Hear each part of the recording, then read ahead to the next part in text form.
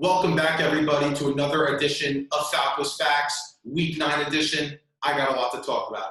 First thing, Pat Mahomes has re-entered the MVP conversation. Next, the Seahawks are clearly the biggest pretenders in the NFC. And then to wrap up, what the hell happened to the Tampa Bay Buccaneers? And to start, I'm going to start on Pat Mahomes re-entering the MVP conversation.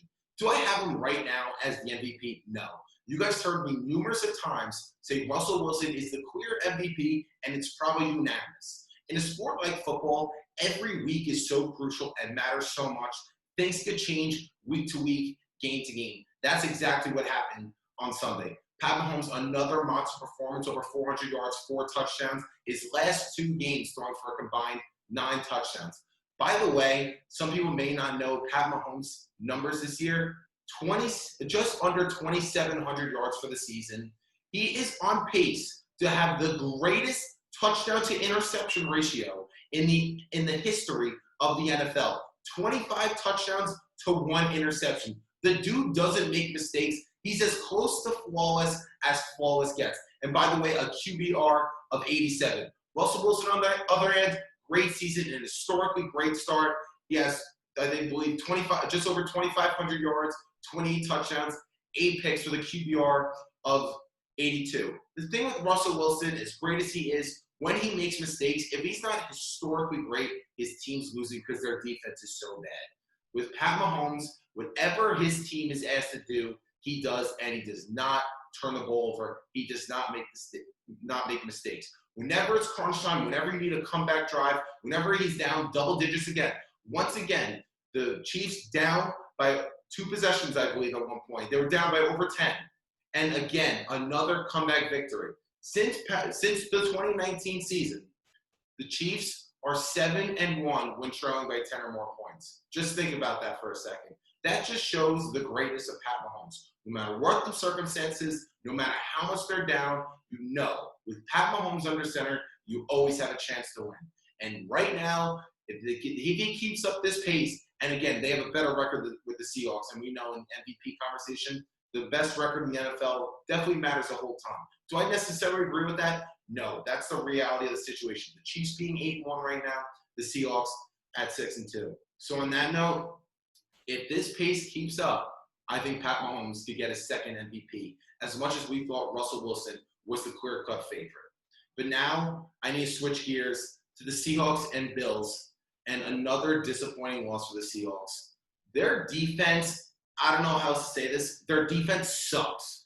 Before people come to me and say, oh, Brandon, you said Josh Allen's overrated, the Bills are overrated, they're pretenders in the AFC as well. He just went toe-to-toe with Russell Wilson and outperformed him. That narrative has got to stop, because that's not the way it is. When quarterbacks go head-to-head, they're not playing against each other. You're playing the other team's defense. Josh Allen probably just had one of the best games, if not the best game of his entire career, over 400 yards, 4 touchdowns. He went up against the worst defense in the NFL. Of course he's going to have a great game. He's a good quarterback. I don't think he's a great quarterback. I don't think he's a top 5 quarterback. It's not he outplayed Russell Wilson, so he's better than him, or he's in the same class as them. That Seahawks secondary sucks. They can't stop a nosebleed. And now to my point, they are not winning the Super Bowl. They're not getting out of the NFC. There are teams clearly better than them. If you don't have a good defense, if you don't have a mediocre defense, I don't care what quarterback you have or how great he is or how great he's playing. Anytime Russell Wilson makes a mistake or 2 mistakes, your team is basically out of the race to win the game. And Russell Wilson, he made a couple of mistakes, which it happens to the best of us. If Russell Wilson's not flawless, the Seahawks can't win. I've been saying all year long that the way Russell Wilson has started the season is unsustainable. What do I mean by that? He's been historically great, going shootout for shootout, dealing with the worst defense in the league, and he's still coming in win after win, great performance after great performance. I don't see that happening in the playoffs. I don't. Can they win a playoff game? Sure. I don't think they're going to get a home field advantage. The Bucs, we're going to touch on that later. The Saints have the same record as them.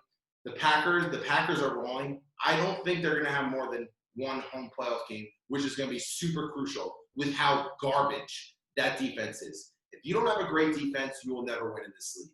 Defenses win championships. I am one to swear by that. As much as I love to talk about quarterbacks and the greatest of quarterbacks, how they run their offense, if you don't have a defense, the game's over. The Seahawks are pretenders.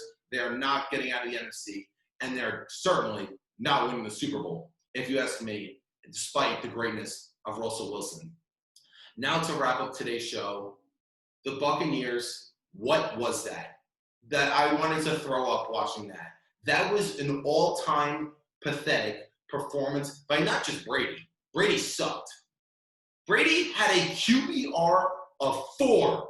4. If you don't know QBR or don't know how it works, think of if you're in class and you got a 4 out of 100 on a test. That was Brady's performance. He looked like he had no idea what he was doing. The offense was out of sync. He looked disinterested. He looked like he was throwing the ball randomly and hoping for the best. That was not Tom Brady. And I certainly did not expect that. And that top 3 defense that I always rave about sucked. They gave you nothing. They quit. They folded. That was a true embarrassment. At home, no less. Sunday, the NFL Sunday game day, you guys saw me. I predicted the Buccaneers would win, and their Super Bowl hopes are on the line if they lose this game. It looks like their Super Bowl hopes may have just slipped away. Why is that? The thing is, the Saints have the season tiebreaker, which is a killer. Week 1, you know what? I'll give them a pass. Brady was okay, mediocre at best. Wasn't great. Didn't expect him to do anything great given no training camp, no OTAs, no preseason, and a new offense in his 21st season. I didn't expect him to win. I expect him to have a slow or shaky start. Rightfully so. But at home, Sunday Night Football in primetime, and that's what you give me? What was that? That was pathetic. And now the Buccaneers have a real uphill battle to climb. The only way I'm going to say that the Buccaneers have a chance, they need the number 1 seed in the conference, and they need that first-round bye. I touched on the NFL Sunday game day.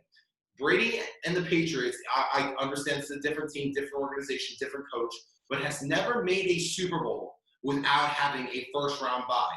So why are you going to tell me, as stacked as they are, Antonio Brown's back in, just came back, the 2,000-yard receivers, Mike Evans, Chris Godwin, all those boys, Leonard Fournette, why am I supposed to believe that at age 43 in year 21, I'm going to expect Brady and the Bucs to win 3 road playoff games? Because now that they don't have the tiebreaker against the Saints, they lost the lead in the division, how am I supposed to expect them to win 3 straight road playoff games to the Super Bowl? You want to know the answer? I'm not. If they don't win the division, if they don't get a top 2 seed in the NFC, their Super Bowl hopes are over. That's why I said this game was so crucial. And it was. And they stunk it up. Embarrassing.